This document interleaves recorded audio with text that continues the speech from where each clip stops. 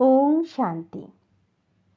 आज जानेंगे राजयोग के 4 सब्जेक्ट और उनके महत्व।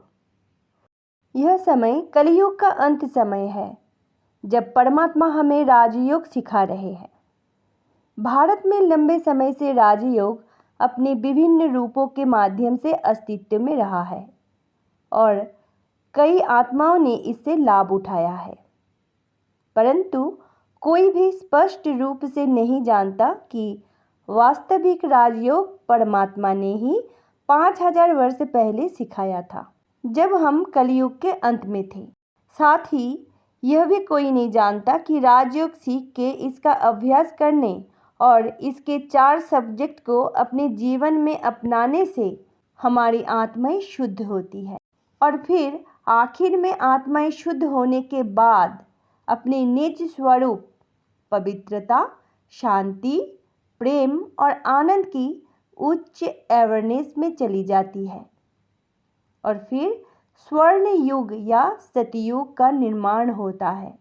यह पूरे 5000 वर्ष पहले हुआ था और अब हम फिर से कलयुग के अंत में आ पहुंचे हैं और विश्व की सभी आत्माएं 5000 वर्षों के चक्र में कई जन्मों की यात्रा करके अशुद्ध हो चुकी है।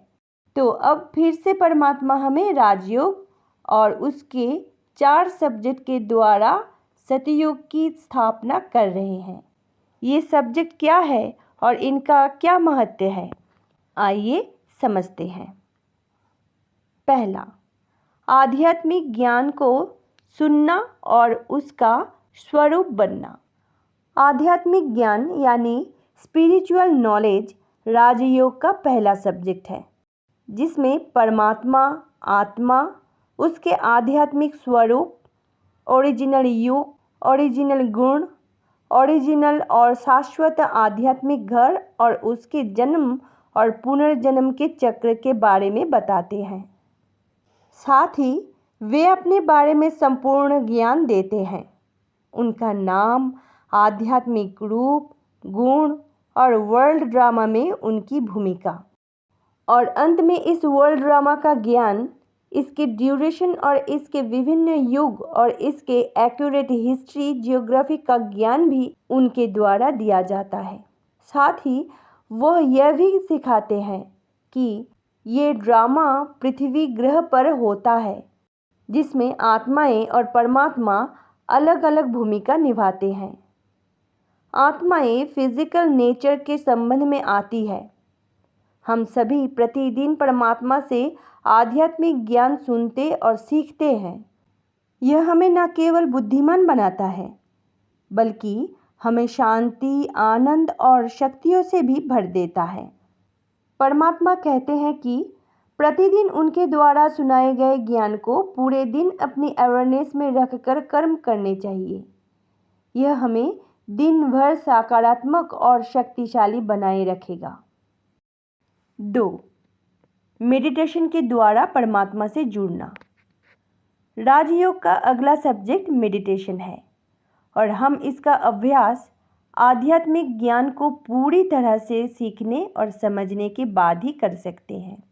मेडिटेशन माना आत्मा का अपने परमात्मा के साथ जुड़ना, जिसमें आत्मा सबसे पहले स्वयं को पहचानती है और अपने निज स्वरूप और गुणों की कल्पना करके उन्हें अनुभव करती है। आत्मा स्वयं से बात भी करती है और परमात्मा ज्ञान के विचार सागर मंथन के आधार पर एक सकारात्मक स्थिति और अवेयरनेस का निर्माण करती है। मेडिटेशन भी एक आध्यात्मिक अभ्यास है, जिसमें आत्मा अपने मन, बुद्धि और ज्ञान की शक्ति का उपयोग करके परमात्मा से जुड़ती है। जिसमें आत्मा अपने मन, बुद्धि और ज्ञान की शक्ति का उपयोग करके परमात्मा से जुड़ती है। यह आत्मा का अपने परमात्मा सर्वोच्च सत्ता के साथ एक सूक्ष्म वार्तालाप है। इसके द्वारा परमात्मा वाइब्रेशन प्राप्त करके आत्मा के मन, बुद्धि और संस्कारों को विकारों से मुक्त किया जाता है। यह एक चार्जिंग प्रक्रिया भी है, जिसमें आत्मा की आंतरिक शक्तियों को जागृत किया जाता है। इसके द्वारा आत्मा को परमात्मा के गुण और शक्तियाँ प्राप्त होती है और वो स्वयं को ट्रांसफॉर्म कर अपने ओरिजिनल गुणों में आती है। मेडिटेशन हमें परमात्मा के करीब आने का भी श्रेष्ठ साधन है और हम जीवन के विभिन्न क्षेत्र में हमारे द्वारा किए गए कर्मों में खुशी और हल्कापन महसूस करके अधिक कुशल और उत्पादक बनते हैं और यह हमारे कार्यों को अधिक सुंदर, सफल और हमारे स्वभाव को किसी भी कमजोरी से मुक्त कर उत्तम बनाता है। 3. दैवीय गुणों का समावेश। यह राजयोग का तीसरा और अत्यंत महत्वपूर्ण सब्जेक्ट है।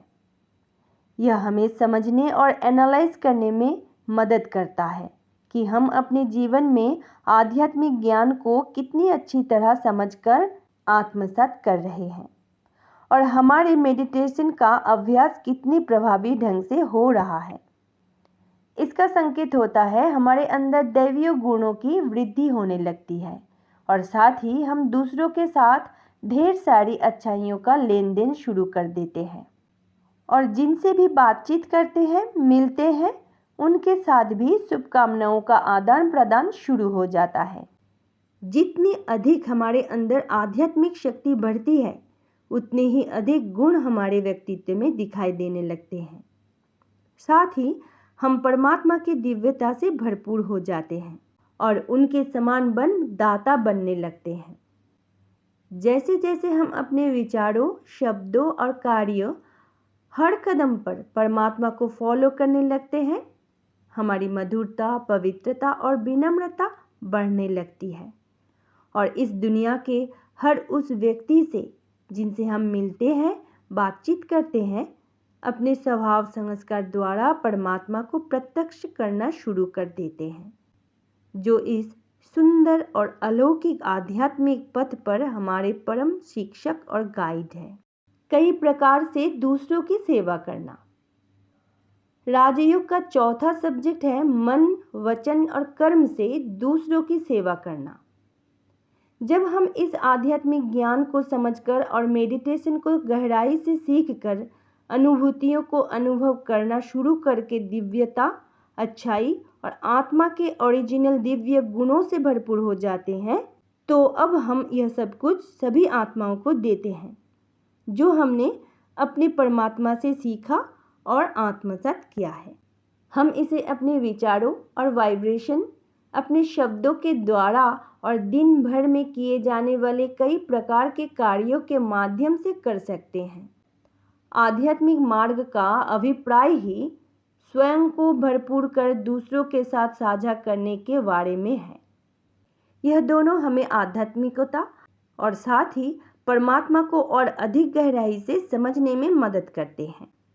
परंतु यदि हम परमात्मा से जुड़कर केवल स्वयं को भरपूर करते हैं और दूसरों के साथ बांटते नहीं, तो हम में आध्यात्मिक समझ और गुण उतना नहीं बढ़ते जितना स्वयं भरने और लोगों के साथ बांटने से बढ़ते हैं।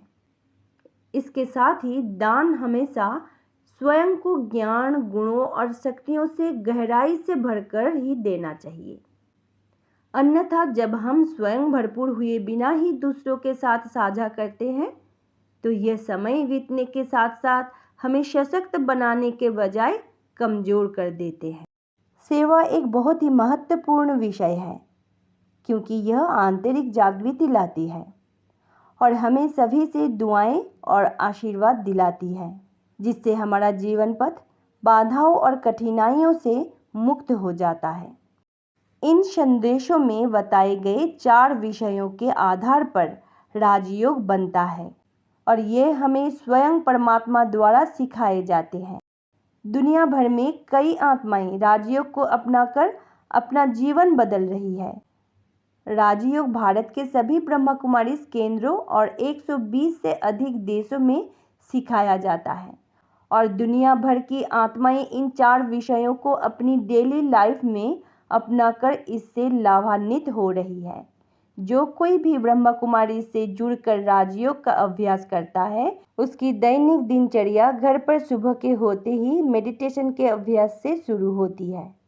फिर वे तैयार होकर निकटतम ब्रह्मा कुमारी केंद्र में जाकर आध्यात्मिक ज्ञान सुनते हैं उसके बाद हर कोई परमात्मा याद में अपने दैनिक कर्म जैसे कि परिवार की देखभाल करना, अपने कार्यालय या कार्यस्थल पर जाना, घर की अन्य गतिविधियां करना और अपने शरीर की देखभाल करना आदि पूरा करते हैं।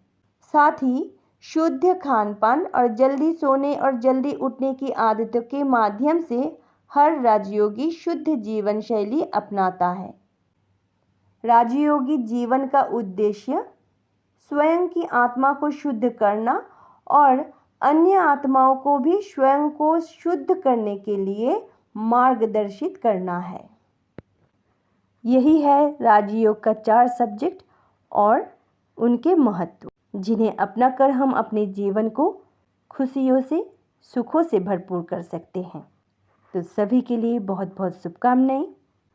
सब अपने अपने जीवन को राजयोग के साथ सफल बनाएं, समर्थ बनाएं।